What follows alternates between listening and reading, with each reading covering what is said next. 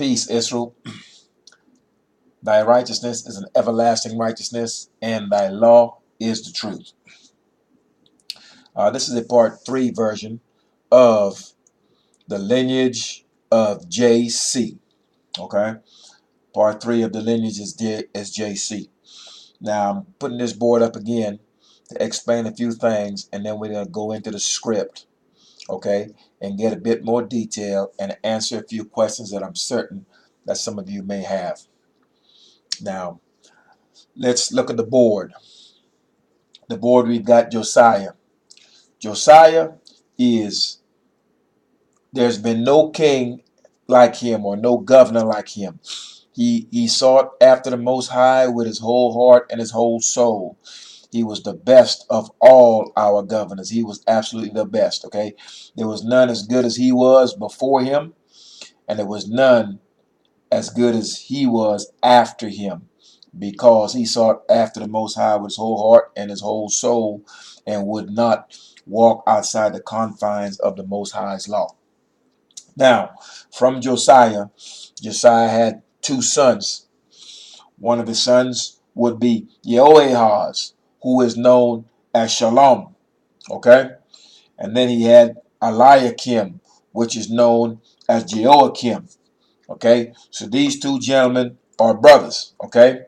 They are sons of Josiah, okay? Son of Josiah, okay? So this is coming out of Josiah's line, all right? Now, Josiah and Zedekiah, okay, who is also known as Mattaniah, these 2 are brothers. They come from the same father, the same line, okay?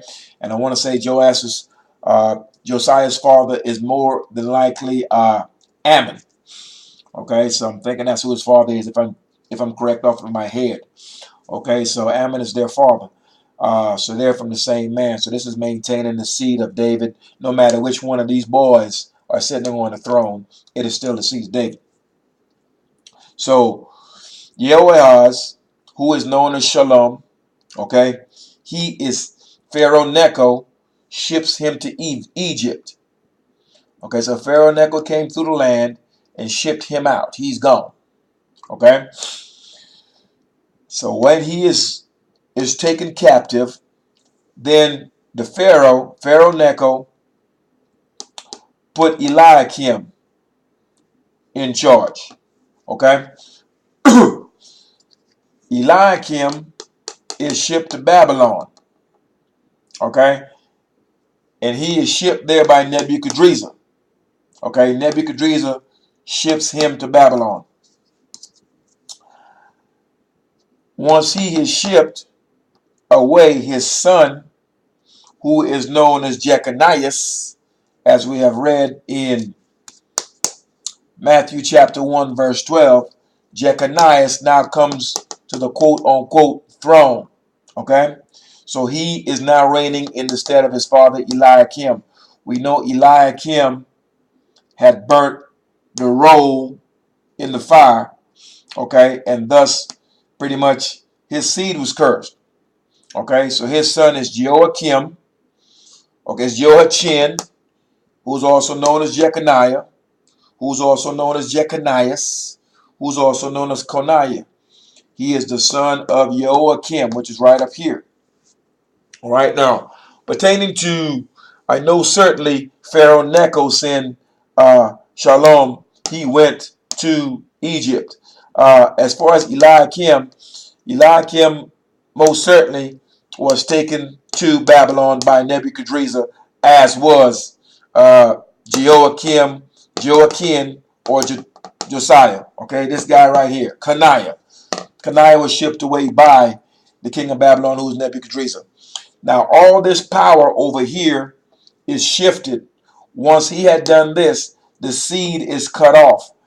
This line of Josiah right here is cut off with Jehoiachin, or it is cut off with Coniah, which makes JC irrelevant, like I've said in the last video. So now all this power shift now goes to this man, who is Mattaniah, or who is also known as Zedekiah. So the power, the scepter, okay, there's a shift, in the house of David, or what's also known as the tribe of Judah. Okay, so you have a total complete power shift. All right. And so now the next governor that comes out of the house of Israel will come out of the line of Zedekiah's seed, okay, or Mattaniah. It will not be out of Josiah's because of what they have done, okay, namely Eliakim, okay. But this all comes down to what was done by a man named Manasseh, okay, who I want to say is, my memory serves me correctly, is Josiah's grandfather. So now here we are, and we're going to go to this man is where the new seed will come from, okay, and this is who will next sit upon the throne of David. So what we'll do now, we'll go ahead and get into the books, okay. What you're seeing here, shipped to Egypt, shipped to Babylon, shipped to Babylon. So what's happened now, you're seeing Israel being shipped out of the land. Now I'm speaking of Israel, the nation. Israel, as in the northern kingdom, they're already gone. Okay, Judah, the house of Judah and the house of David, Jerusalem, they were the last to be shipped out. Okay, they were the last to be shipped out. So when they're gone, what you're going to see is a falling away. Okay, you're going to see the records are not being kept, neither is the law being kept. Okay, so now we're beginning to go into disarray because our leadership has failed. Our governors have failed because they have gone after idols. Okay, they start a whoring after the idols of the other nations. Okay, starting with Solomon. He built all types of high places to his wives. That's why the house of Israel, we are not to marry strange women, besides the fact that it pollutes the holy seed. Okay, so our governors have led us astray by a whoring after idols, and so has our priest. Thus, the priesthood, the tribe of Levi, and the scepter holders, the tribe of Judah, those two families who the Most High have perpetual covenants with, they were cast off. And I will show you in a video not too far to come where this is our leadership going into disarray and our leadership having to be switched. You will see also it's happening here with the governors. You will see where it's also, I'll do a video where it's also done with our priest. Our priest used to be of the seed of Aaron. Now the priesthood is of the seed of a man called Zadok, for the same exact reason as this: transgression, being recalcitrant, hard-headed, stubborn, will not adhere to the laws of the Most High. So you will see this same thing done in the priesthood. Okay, so our priest has failed us, and so have our governors, and hence we are in this mess. So I'm going to actually put this board up, and we're going to get into the script. Peace, Israel. Thy righteousness is an everlasting righteousness, and thy law is the truth. I hope you're having a blessed Sabbath. It is the Sabbath day, and I'm hoping to put out a few lessons today. It's actually Friday evening. It's dark, and it is the 23rd, I believe. It's the 23rd of December. Anyway, let's address, once again, this is part 3, the lineage of your JC is what it is. Okay, so we're going to go ahead and get into the script and kind of close some doors on this idol, and that way our people begin to wake up and realize this has all been lies. Okay, let's go ahead and start off. We're going to go back to Kings. Let's go to 2 Kings. 2 Kings, we're going to go with chapter 23. 2 Kings chapter 23, and we will start at verse 31 and we will read to verse 35. This addresses Jehoahaz or Shalom. that we have just pointed out on the board, okay? And that's the first son of Josiah that took the throne, and he was shipped to Egypt. Pharaoh Necho shipped him away. So we're going to go ahead and read that so we can confirm and validate that that did take place, okay? So let's go ahead and start off once again. 2 Kings chapter 23. We're going to go with verse 31 through verse 35. Verse 31 reads of 2 Kings chapter 23. Jehoahaz was 23 years old when he began to reign, and he reigned 3 months in Jerusalem. And his mother's name was Hamutal, the daughter of Jeremiah of Libnah. Verse 32. And he did that which was evil in the sight of Yah, according to all that his fathers have done. And Pharaoh Necho put him in bands at Riblah, in the land of Hamath, that he might not reign in Jerusalem, and put the land to a tribute of 100 talents of silver and a talent of gold. So the land was put to tribute by Pharaoh Necho. In other words, we were paying taxes to strangers in our own land. Okay, verse 34. And Pharaoh Necho made Eliakim, the son of Josiah, king in the room of Josiah his father, and turned his name to Jehoiakim, and took Jehoahaz away, and he came to Egypt and died there. So, of these two brothers that we spoke of, okay, let's see if I can get my board up. Probably be tough getting the board up. So you can see it. All right. Yeah, so it's tough. All right. Jehoahaz. Okay. Jehoahaz is right here. All right. He is shipped away. And as we said before, Eliakim now comes into place, okay, to take his stead. And those two are brothers as we have discussed. So we have just read that where the land is put to tribute, okay, and one brother now takes the place of another. All right. Now, verse 35 reads, and Jehoiakim gave the silver and the gold to Pharaoh, but he taxed the land to give the money according to the commandment of Pharaoh. He exacted the silver and the gold of the people of the land, and everyone according to his taxation, to give it unto Pharaoh Necho. So we have the Egyptians who are putting the Israelites to tribute. So we have to pay them. Okay? Now, once you finish with that verse, next you go into where Jehoiakim begins to rule. Okay, where he begins to reign. And this is a verse, we're going to go with our verse 36. We're going to read 36 and 37, showing where it goes from Shalom, which is Jehoahaz, and it goes after Jehoahaz is shipped away. He's taken away by Pharaoh Necho to Egypt. Okay, he's a captive. Okay, now notice the names while we're speaking on captive. Anyone who has captured us has put their names upon us or changed our names to a name that is more suitable and pronounceable for them. Okay, so hence we have the names of the many different peoples that have held us captive. This is important. If you look at Isaiah 65 verse 15. Isaiah 65 verse 15.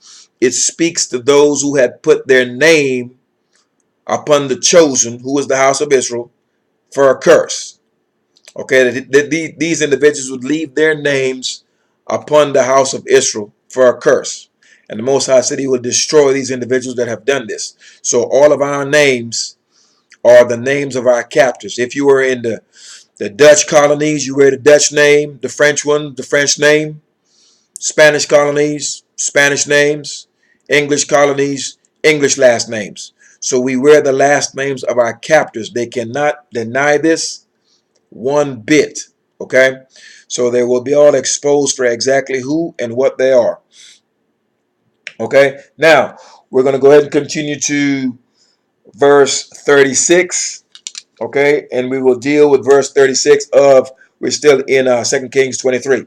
Verse 36 reads, Jehoiakim was 25 years old when he began to reign, and he reigned 11 years in Jerusalem, and his mother's name was Zebudah, the mother of Pedaiah of Rumah.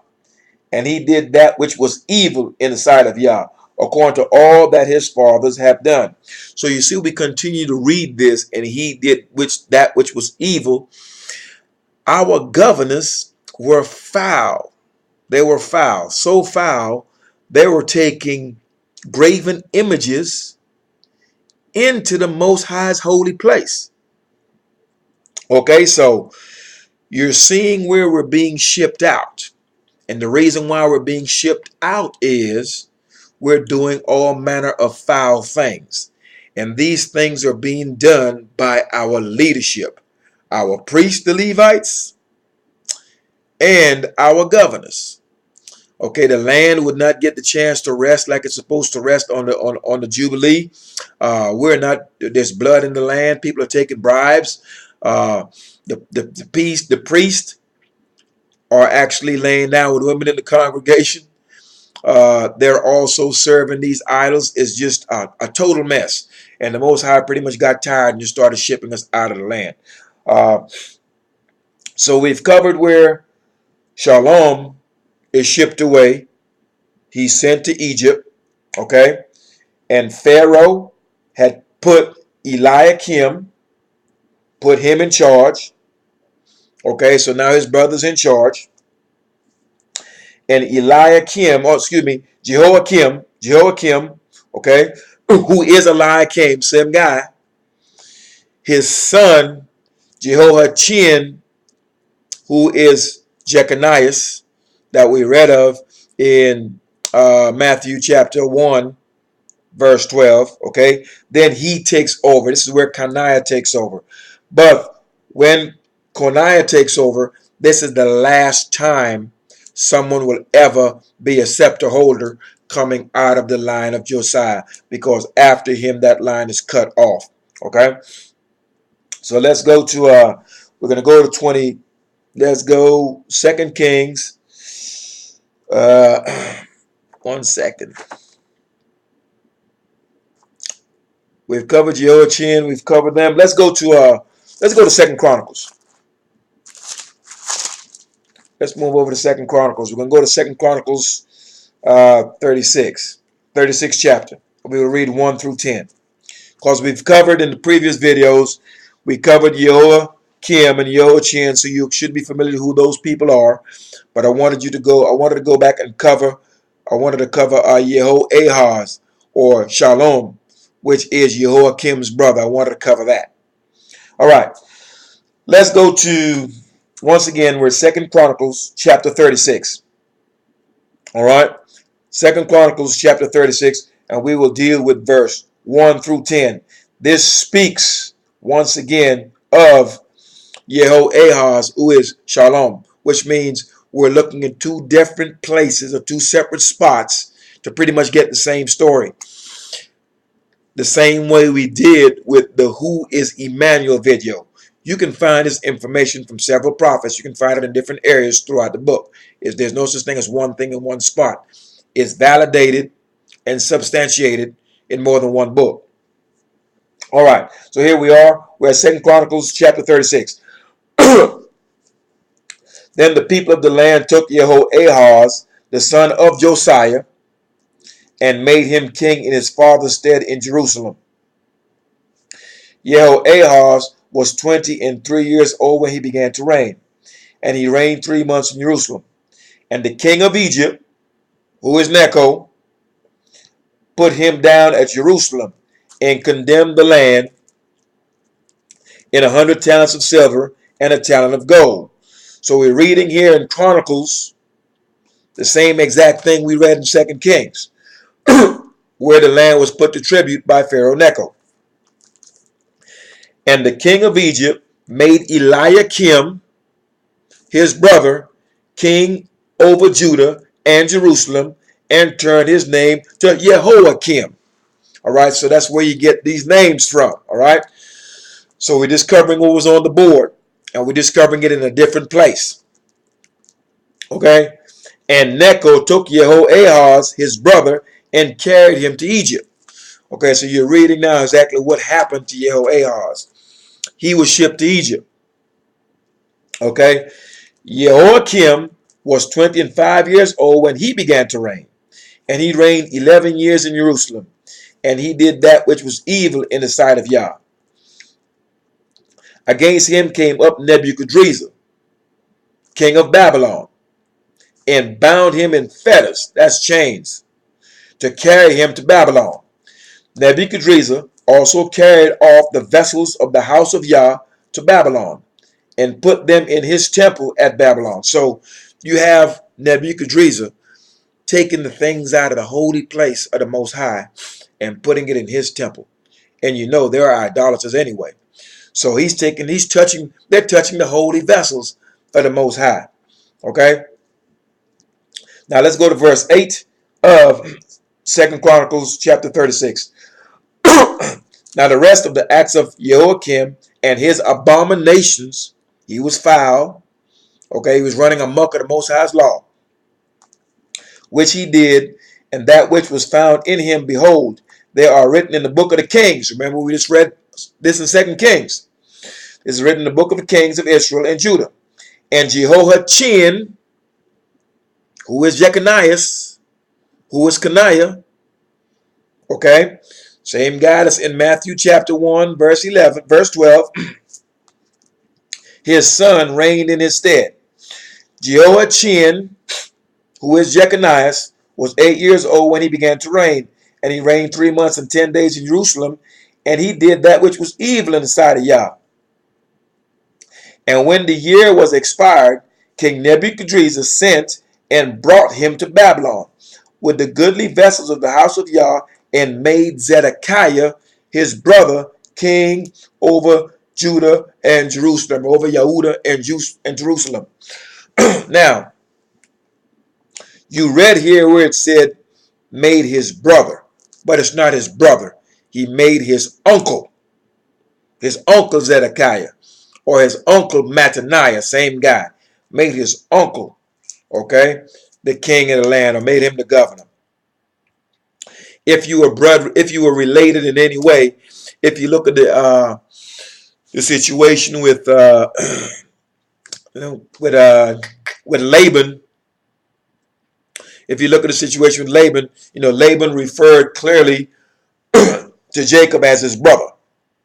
Okay, so because why they're of kin. Okay, so if you're kin, it's your brother, so to speak. Okay, but this is actually his uncle Zedekiah who took over. Now, when Zedekiah is the last of the governors.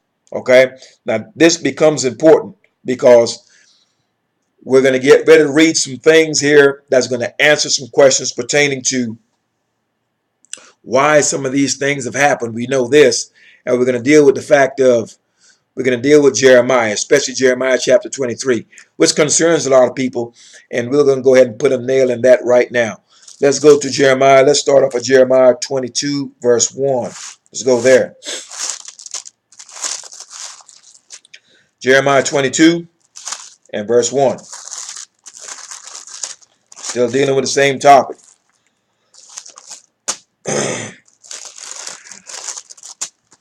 All right.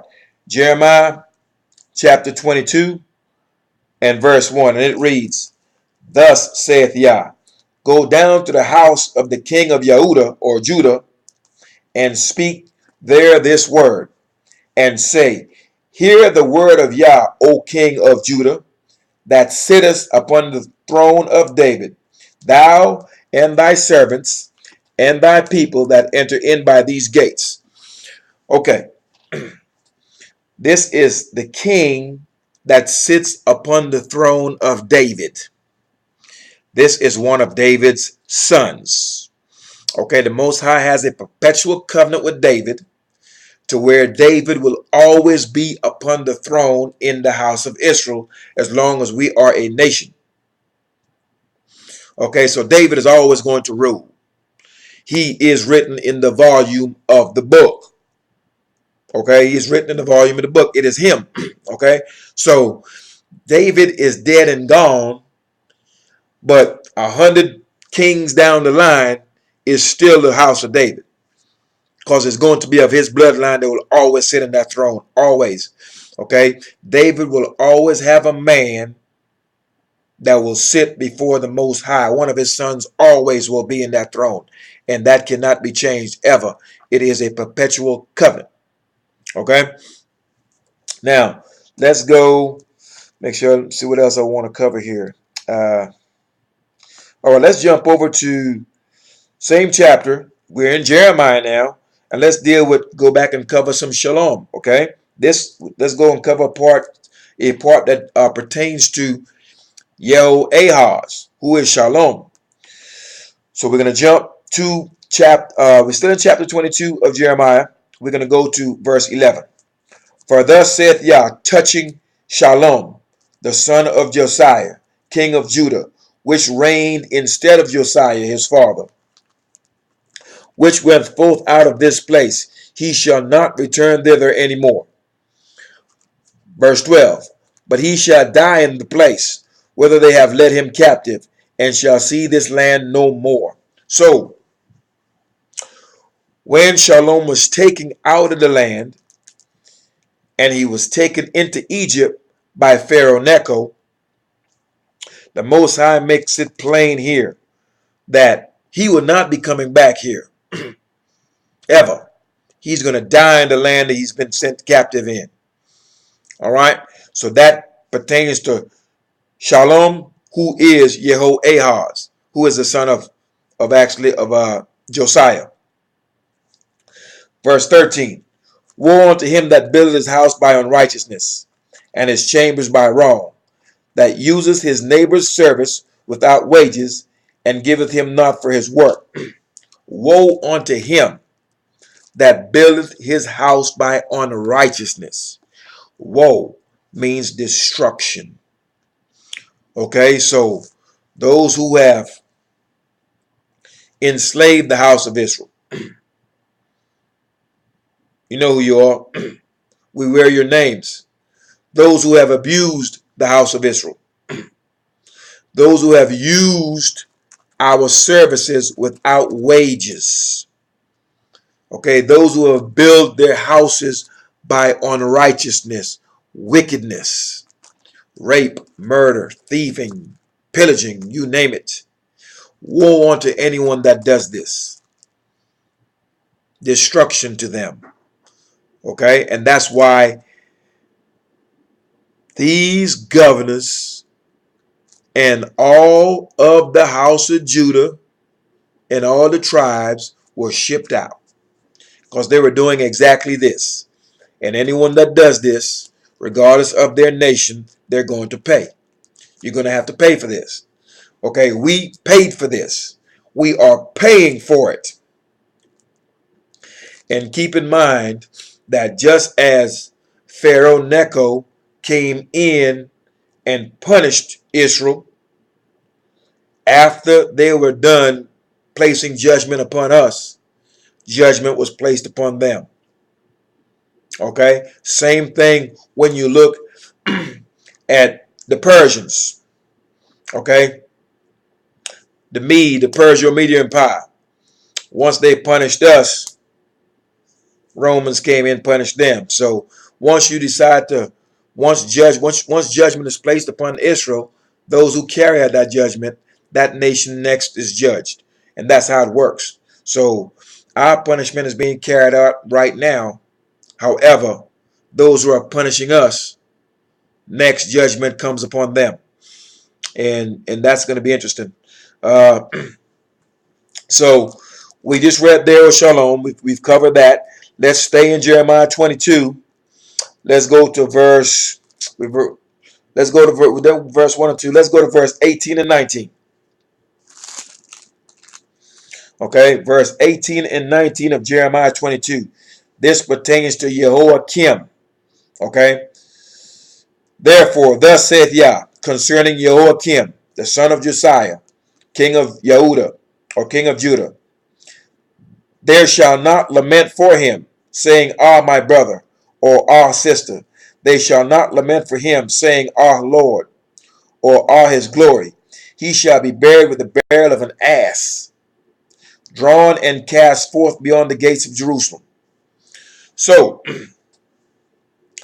Jehoiakim was so foul in the sight of the Most High when he took that roll and he burnt it.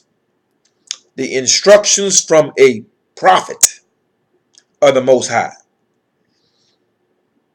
He's sitting in the throne of David. He's on the Most High's land. Goes into the Most High's temple. Supposed to be the leader of the Most High's people, Israel. And when the Most High's prophet Jeremiah sent instruction to him, he took the Most High's instruction and put it in the fire. Because he didn't like what it was saying pertaining to what was happening in the land. So for that, his seed was cast out. And so therefore, JC is irrelevant, like I've said before. Because after his son, after Jehoiakim's son, who is Jeconiah, that seed line is cut off. Okay, so this man got the burial of an ass. Okay, so don't you think for 1 second that you could sin against the Most High's word and just turn around and do it again and again and again and just ask for forgiveness and do it again. It doesn't work that way. This is not JC. This is the Most High. He has limitations. He has laws and rules, and you must follow them. Okay? So we've come back and covered to where we can see these things happening in different places. You can find this story. You can find this stuff in 2 Kings. You can find it in Chronicles. You can find it in Jeremiah. Okay, so you can confirm it in different places that this indeed took place, and you can validate it. So now, we've got a few questions pertaining to, we're going to look at 23. Let's go to Jeremiah 23. I'm going to just jump down to a couple of spots. Before we do that, let's go here. Let's start off Jeremiah 23, verse 1. Woe be unto the pastors that destroy and scatter the sheep of my pasture. The sheep of his pasture is entirely the house of Israel as a whole. Therefore, thus saith Yah, the strong one of Israel, against the pastors that feed my flock. Ye have scattered my flock, and driven them away, and have not visited them. Behold, I will visit upon you the evil of your doing, saith Yah. The pastors, i.e., our Levites, our priests, have led us astray. Also, our governors has led us astray. Verse 3. And I will gather the remnant of my flock out of all countries. We're still here. Okay, so we haven't done what we're supposed to do. That's return to these law. Okay, so the Most High is saying, I will gather them. Notice I is singular, not we. Okay, he didn't say he was sending anybody. And I will gather the remnant out of all countries whither I have driven them, and will bring them again to their folds, and they shall be fruitful and increase. And I will set up shepherds over them which shall feed them, and they shall fear no more, nor be dismayed, neither shall they be lacking, saith Yah. So when we return back to Jerusalem, no one is going to make us afraid.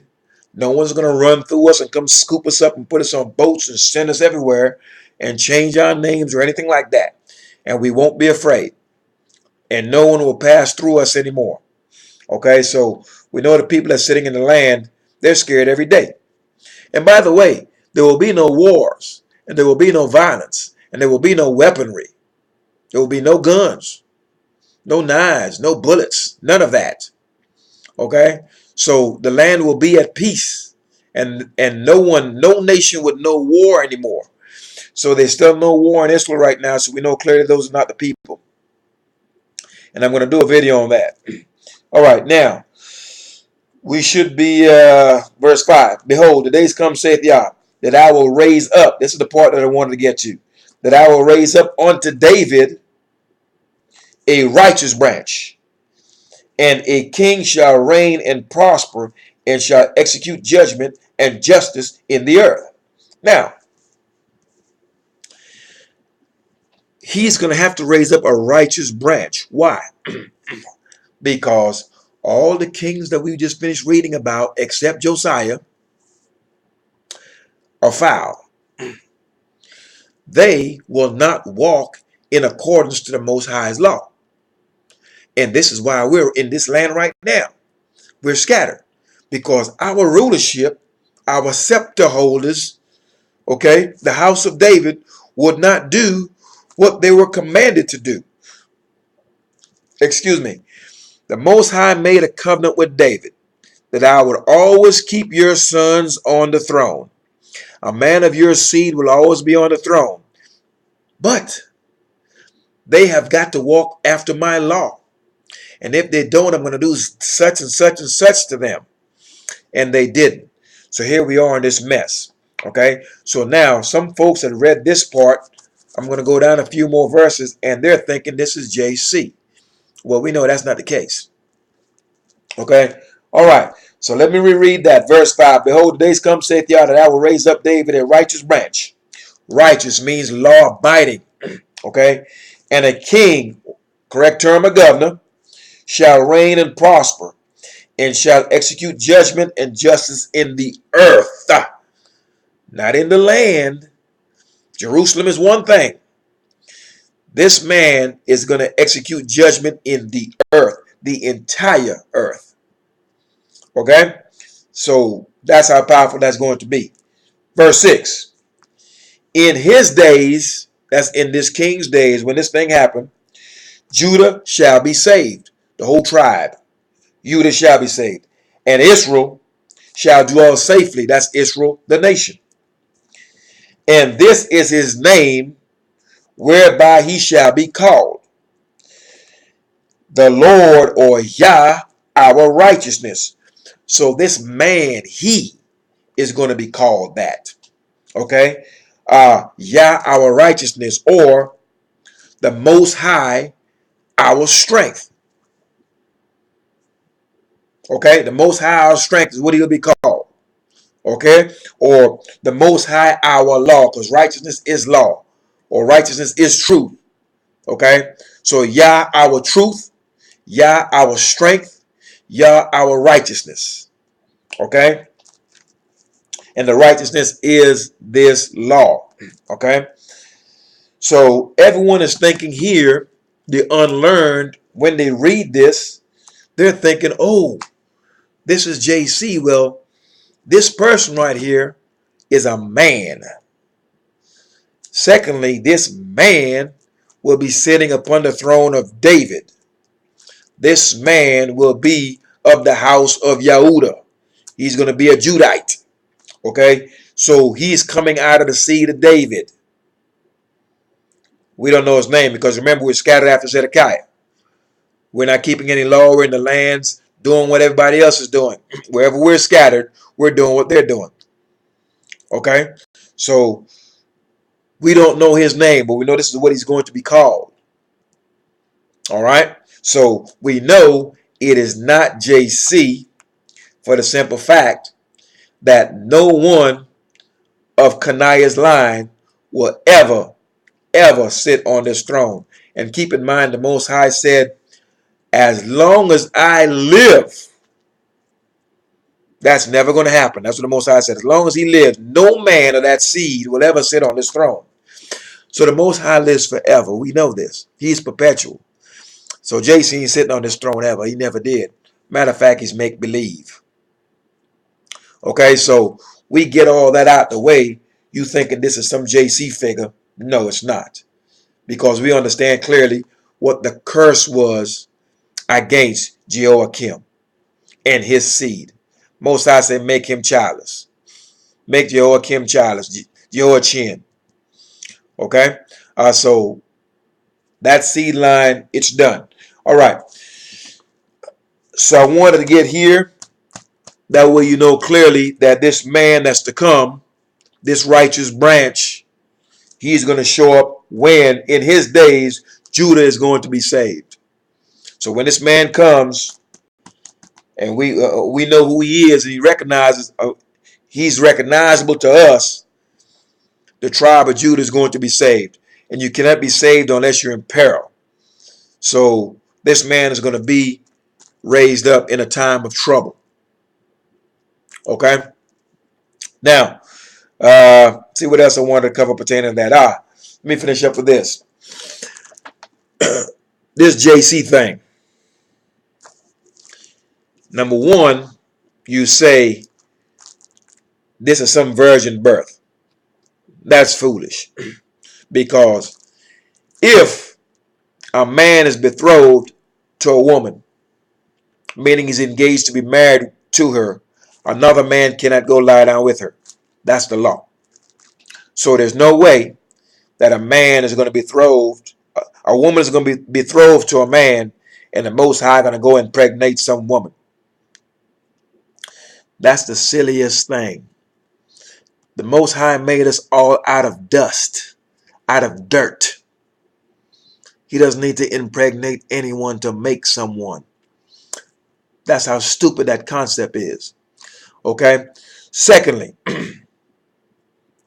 before me there was no God formed, neither shall there be after me.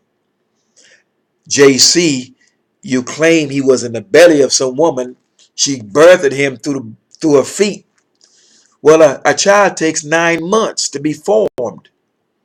Most High said there was no God before, none. No God before him. And there will be no God formed after him. So JC gets knocked out the box again. I have a video on truth. Truth is the first thing in the earth. It's the only thing that can actually occupy 3 spaces of time simultaneously. Past, present, future. Okay? Truth is always first. Keep in mind the Most High is truth. If you're looking for God, you're looking for truth. If you're looking for truth, you're going to find God. He's one and the same. So, the Most High said clearly in the beginning, "Hear, O Israel, he is one." How you let somebody tell you that he's 3? How you let someone go contrary to the commandment that you were given, and you actually bought that thing. Okay? And you're going to be greatly ashamed for this. And this right here confirms that JC and this Christianity, all of this has always been lies. So read Genesis to Malachi. You go past that, you're in trouble. Because you're going to be lied to. You're going to be tangled up. Okay? It's always been a lie. And we didn't get up the first page. We just went from chapter 1 to verse 12. And this lie comes in with Kanaya. Okay? And then you go to the next page. You go to chapter 2. And then you're dealing with this virgin get burnt. Look, you got Bethula and you got Alma. Those are the 2 words. And believe me, it's not virgin like you thought it was, as a woman that never had sex before. And no virgin ever birthed any person that's going to save anyone. I think that should be clear to everyone by now who's following the channel and has been reading. So you want it to be a virgin birth. Okay. It can't be a virgin birth and then you give us a seed line. Seed means sperm. Means sex was involved. My seed are my children. And I can't have kids. I cannot have children, not kids. Children. Kids are goats. I cannot have children unless somehow there's been some sex involved. Okay, so the miraculous birth thing is knocked out the door. We know clearly that Emmanuel is the second son of Isaiah. So that's canned. We could go ahead and shred that idea.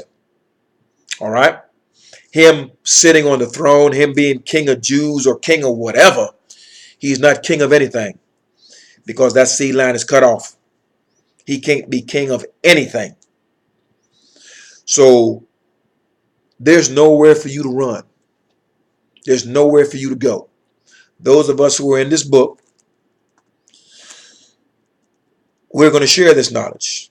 And we encourage those of you of the house of Israel to share this with your family members. Have them sit down and watch it.